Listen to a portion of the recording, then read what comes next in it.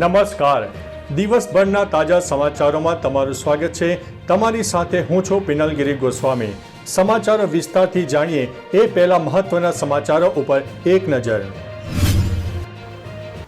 નમસ્કાર મિત્રો, આજની વિડીયોમાં વાત થશે આ તારીખે ખેડૂતોના ખાતામાં આવશે 2000 રૂપિયાનો હપ્તો. ત્યારે વાત થશે બાબા સિદ્દીકીની હત્યા કેસમાં નવો ખુલાસો થયો છે.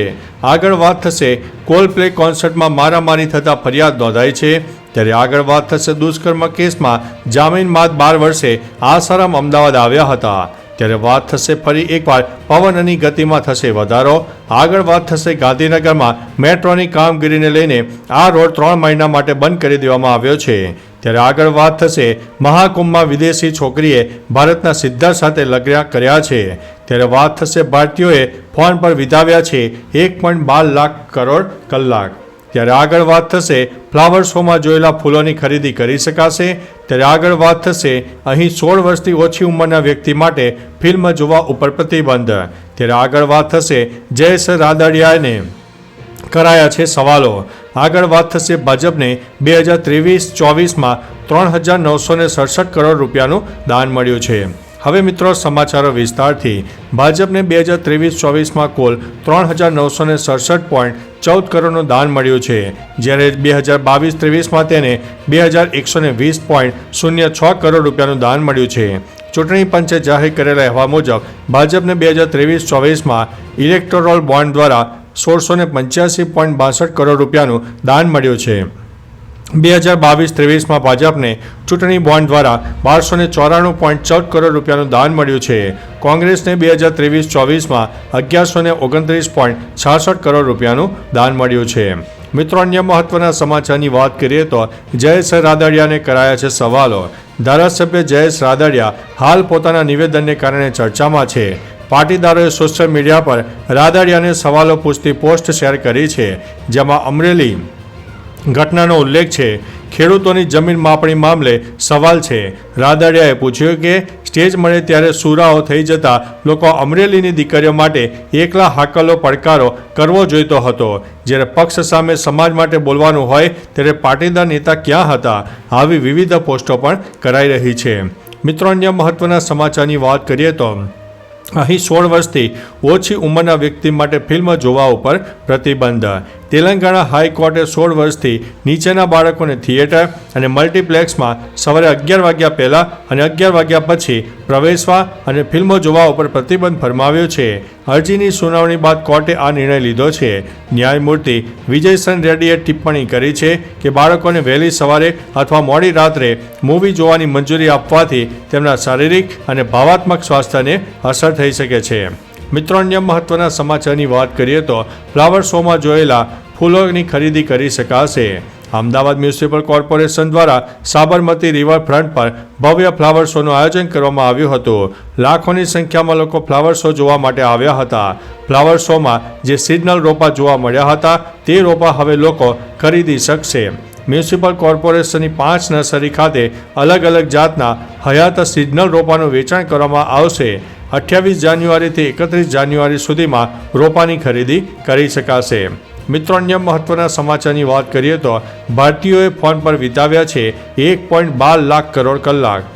કાઉન્ટર પોઈન્ટ રિસર્ચના અહેવાલ મુજબ 5G સ્માર્ટફોન શિપમેન્ટના સંદર્ભમાં ભારતે અમેરિકાને પાછળ છોડી દીધું છે અને હવે ભારત વિશ્વનું બીજું સૌથી મોટું 5G મોબાઈલ બજાર બની ગયું છે. સેન્સર ટાવર મોબાઈલના વપરાશ અંગેના સ્ટેટ ઓફ મોબાઈલ 2025ના રિપોર્ટમાં જણાવ્યા મળ્યું છે કે ભારતીયો વિશ્વના અન્ય દેશો કરતાં વધુ એપ્લિકેશન ડાઉનલોડ કરે છે અને મોબાઈલ એપ્લિકેશન પર વધુ સમય વિતાવે છે. મિત્રો, અન્ય મહત્વના સમાચારની વાત કરીએ તો મહાકુંભમાં વિદેશી છોકરીએ ભારતના સિદ્ધાર્થ સાથે કર્યા છે લગ્ન. મહાકુંભ નગરીની હાલત એવી થઈ ગઈ છે કે પગ મૂકવાની પણ જગ્યા નથી. પરંતુ આ દરમિયાન મહાકુંભ શહેરથી એક મોટા સમાચાર સામે આવ્યા છે. ખરેખર અહીં એક ભારતીય યુવકે તેની ગ્રીક ગર્લફ્રેન્ડ સાથે લગ્ન કર્યા છે. બંનેના લગ્ન હેડલાઇન્સમાં છે. ગ્રીસથી પેનેલોપ તેની માતા સાથે પ્રયાગરાજના મહાકુંભમાં આવી છે અને મહાકુંભની શરૂઆતથી જ તેઓ અહીં જોવા મળ્યા છે. મિત્રો, અન્ય મહત્વના સમાચારની વાત કરીએ તો ગાંધીનગરમાં મેટ્રોની કામગીરીને લઈને આ રોડ 3 મહિના માટે બંધ. ગાંધીનગરમાં હાલ મેટ્રો અને અંડરપાસ સહિત ગટર લાઇન અને પાણીની લાઇનના કામ ચાલતા હોવાને કારણે ગમે ત્યારે તે માર્ગ બંધ કરી દેવામાં આવે છે, જેના કારણે વાહન ચાલકોને ભારે મુશ્કેલી વેઠવી પડે છે. હાલ સેક્ટર નંબર 21 અને 22 ખાતે રોડ અને ખાતે અંડરપાસ બનવાનો હોવાથી મહત્વનો માર્ગ બંધ કરી દેવાયો છે. ત્યારે હવે આ 5 થી ઘર 5 સર્કલ સુધીનો એક તરફનો માર્ગ 3 મહિના માટે મેટ્રોના કારણે બંધ રહેશે. મિત્રો, અન્ય મહત્વના સમાચારની વાત કરીએ તો ફરી એકવાર પવનની ગતિમાં થશે વધારો. હવામાન નિષ્ણાત અંબાલાલ પટેલે ફરી એકવાર આગાહી કરી છે. તેઓએ જણાવ્યું છે કે 28 જાન્યુઆરીથી ઉત્તર ભારતના પર્વતીય વિસ્તારોમાં એક મજબૂત વેસ્ટર્ન ડિસ્ટર્બન્સ સક્રિય થઈ ગયું છે, જેથી ગુજરાતમાં તેની અસરને લઈને 30 અને 31 જાન્યુઆરીના રોજ હવામાનમાં પલટો આવી શકે છે. 2, 3 અને 4 ફેબ્રુઆરી દરમિયાન ગુજરાતના વિવિધ ભાગોમાં ગાજવીજ સાથે માવઠાની શક્યતા રહેલી છે. ત્યારે પવનની ગતિ પણ વધુ રહી શકે છે. મિત્રો, અન્ય મહત્વના સમાચારની વાત કરીએ તો દુષ્કર્મ કેસમાં જામીન બાદ 12 વર્ષે આસારામ અમદાવાદમાં જોવા મળ્યા. આસારામને તબીબી આધાર પર સુપ્રીમ કોર્ટે 31 માર્ચ સુધી શરતી જામીન ઉપર મુક્ત કર્યા છે. જામીન પર છુટકારો થયા બાદ તેઓ અમદાવાદના મોટેરા આશ્રમમાં એન્ટ્રી કરી છે. તેઓ 12 વર્ષ બાદ આ આશ્રમમાં આવ્યા છે. જામીનમાં શરત છે કે આસારામ પોતાના અનુયાયીઓને મળી શકશે નહીં. તેમ છતાં સાધકોને જાણ થતાં તેઓ આશ્રમમાં પહોંચવા લાગ્યા છે. આશ્રમ પર સ્થિતિ બગડે નહીં તે માટે પોલીસ પણ એલર્ટ બની ગઈ છે. મિત્રો, અન્ય મહત્વના સમાચારની વાત કરીએ તો કોલ્ડપ્લે કોન્સર્ટમાં મારામારી થતાં ફરિયાદ નોંધવામાં આવી છે. અમદાવાદમાં યોજાયેલા કોલ્ડપ્લે કોન્સર્ટ દરમિયાન મોટેરામાં સ્ટેડિયમની અંદર આવેલા સ્ટેન્ડિંગ એરિયામાં એક યુવતી જાહેરમાં સિગારેટ પીતી હોવાથી તેને એક યુવતીએ ટકોર કરી હતી. જોકે સિગારેટ પી રહેલી યુવતીઓએ તેના બોયફ્રેન્ડ સાથે મળીને ટકોર કરનાર યુવતી અને તેના પરિવારના સભ્યો સાથે મારામારી કરી હતી. આ અંગે ચાંદખેડા પોલીસે ગુનો નોંધીને કાર્યવાહી હાથ ધરી છે. મિત્રો, અન્ય મહત્વના સમાચારની વાત કરીએ તો બાબા સિદ્દીકીની હત્યા કેસમાં નવો ખુલાસો. બાબા સિદ્દીકીની હત્યા કેસમાં કેટલાક કારણોના ખુલાસાઓ થઈ રહ્યા છે. બાબા સિદ્દીકીના પુત્ર જીસાને પોતાની પાસેના મહત્વના પુરાવાઓ પોલીસને સુપરત કર્યા છે. આ કેસમાં જીસાને પોલીસને એક ડાયરી વિશે માહિતી આપી છે, જેમાં બિલ્ડરો અને નેતાઓના નામો લખાયેલા હોવાનું જણાવાયું છે.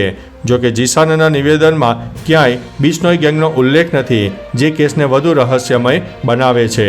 મિત્રો, અન્ય મહત્વના સમાચારની વાત કરીએ તો આ તારીખે ખેડૂતોના ખાતામાં આવશે 2000 રૂપિયાનો હપ્તો.